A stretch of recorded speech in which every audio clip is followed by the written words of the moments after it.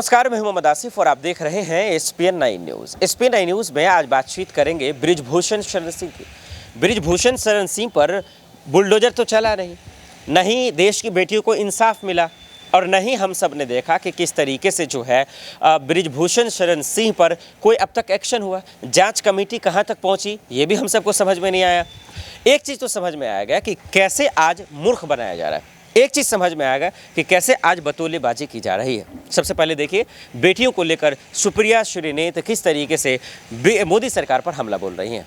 मैं यही कहना चाहूँगी कि जब समाज से कोई लड़की निकल कर अपने आप को आगे बढ़ाना चाहती है तो सबसे पहली लड़ाई उसकी समाज से होती है और वो उन जद्दोजहद से निकल कर दिन रात एक करके पसीना बहा के, खून बहा के और देश के लिए पदक जीतने की सोचती है।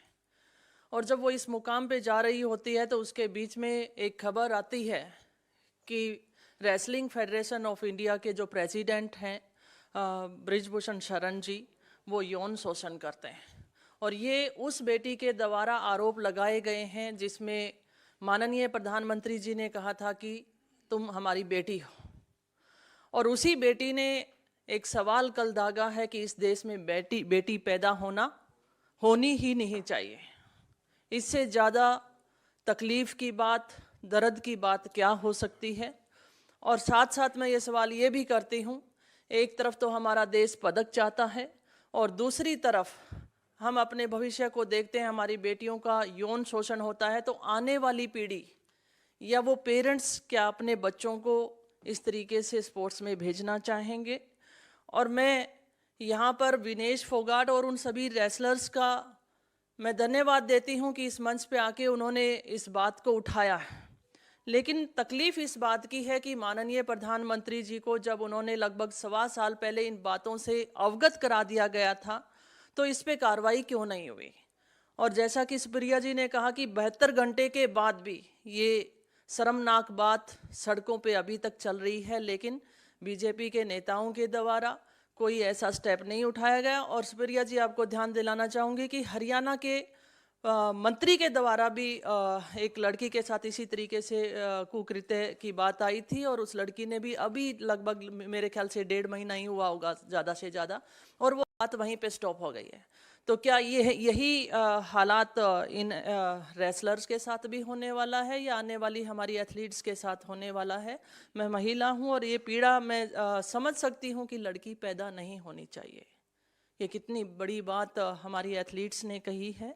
और मैं उन दिनों को याद भी करती हूं जब हम मेडल जीत कर लेकर आते हैं, तब हमें हमारे साथ हर कोई फ़ोटो खिंचवाने के लिए तैयार होता है, बेटी बनाने को तैयार होता है। जब हमारी बेटियों का चीरहरण किया जाता है तो उसके साथ कोई खड़ा क्यों नहीं होता है।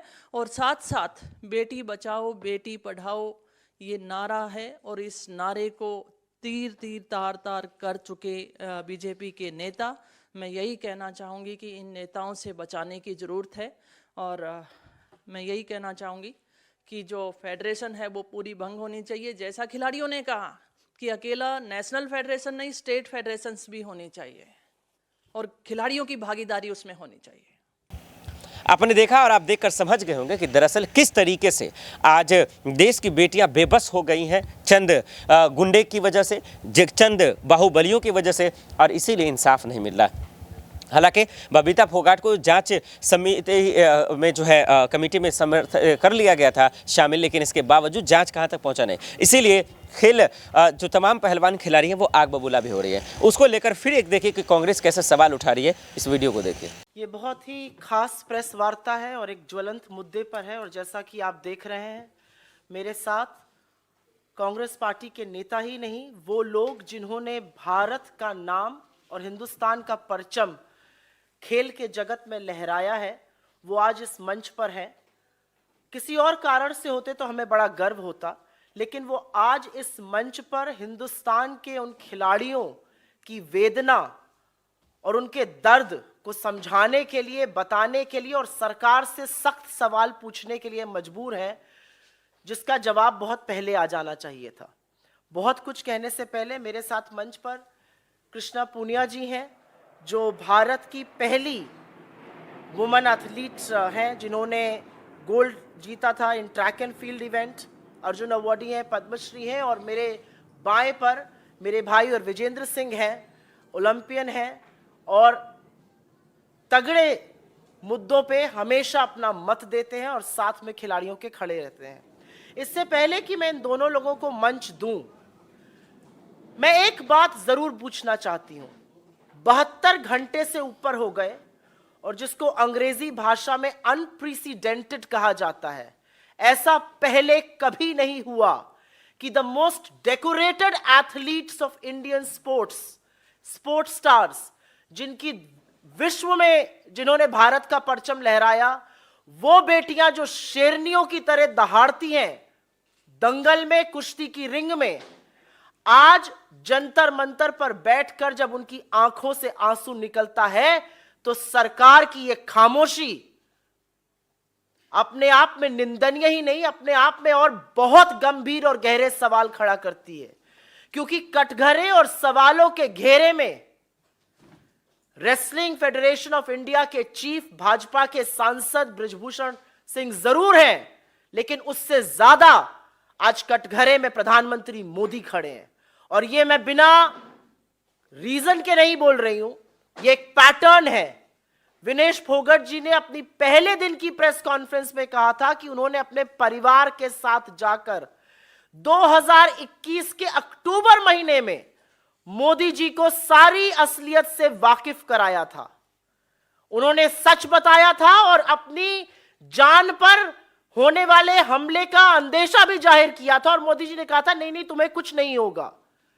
1.25 साल तक, और मोदी जी ने सार्वजनिक रूप से विनेश फोगट जी को अपनी बेटी कहा है कि तुम तो मेरी बेटी जैसी हो, मैं तुम्हारे सारे परिवार को जानता हूं। तो आज सवाल यह है कि जब एक महिला एथलीट और डेकोरेटेड महिला एथलीट इस देश के प्रधानमंत्री के पास जाकर फेडरेशन में हो रहे यौन शोषण और कुकृत्यों के बारे में अक्टूबर महीने में बताती है, तो 1.25 साल तक मोदी जी ने क्या किया और वो इस पर चुप क्यों रहे? क्या कार्रवाई हुई?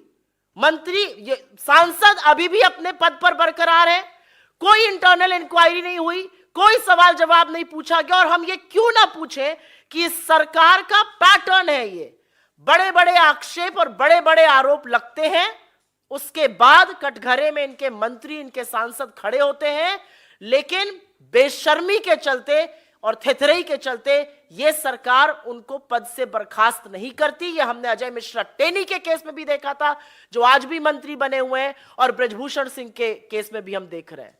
मेरा सवाल यह है कि देश के प्रधानमंत्री ने अक्टूबर 2021 के बाद, विनेश फोगट जी का कहना है उनको सब कुछ बताया, उसके बाद वो शांत क्यों रहे? जंतर मंतर पर बैठे हुए ये एथलीट्स, उनकी आंख के आंसू और इन लड़कियों का आज शायद लड़की होने पर भी अफसोस जताना बहुत बड़े सवाल खड़ा करता है।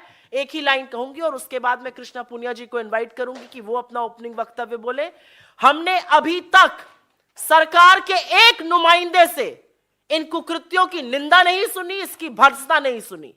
मेरी कोई आशा नहीं है कि इस देश की महिला और बाल विकास मंत्री, जो कि एक राहुल गांधी ट्रोल है, वो इस वाक्य पर एक भी शब्द बोलेंगी। भाजपा में कुलदीप सिंह सेंगर हुए, भाजपा में चिन्मय आनंद हुए, भाजपा में अंकिता ठाकुर का कातिल बैठा है, भाजपा में लखीमपुर चीरहरण के लोग बैठे हैं।